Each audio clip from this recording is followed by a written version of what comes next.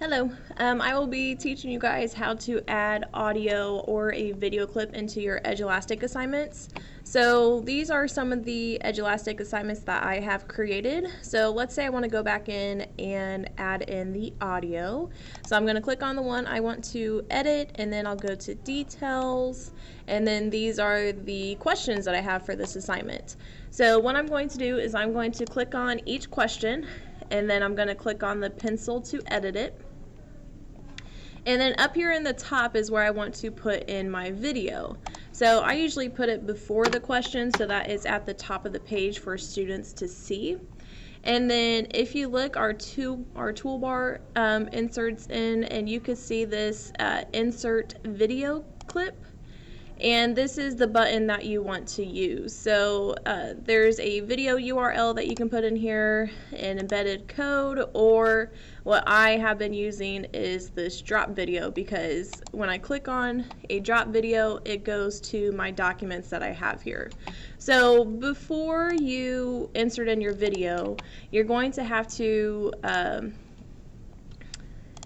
create the video on your visualizer, so your document camera that we have.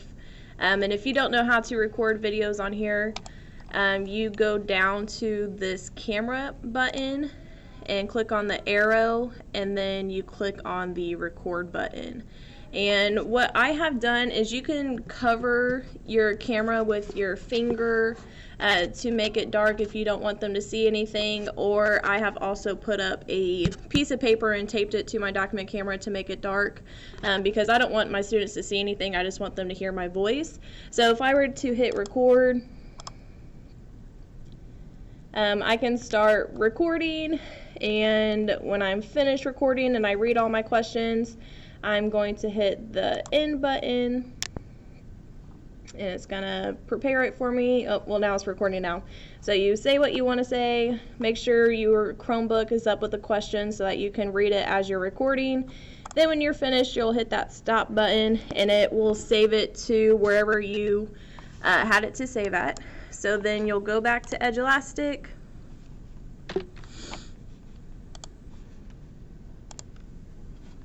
and you'll click on that video button again, and you'll go to the drop video or click, and then it goes to my video file. So if you look, it popped up right here. I have seen teachers rename their videos, so if this was for question 1, I could rename it question 1 graphing review, to make it easier, so that then if I just record all the questions at once and then I go into Edulastic and I insert in my audio clips or my videos, it can make it 10 times easier for you if you name them. So there's my graphing video. I'll hit open, and then it's going to pop up with this huge screen, and obviously we don't want the video to be that big. So if you click on it, these blue squares pop up, and you can make it smaller. And just a little reformatting, and there it is. So now I have the video or the recording at the top of my page here, and then the question, and then the answer choices. So then when I hit save,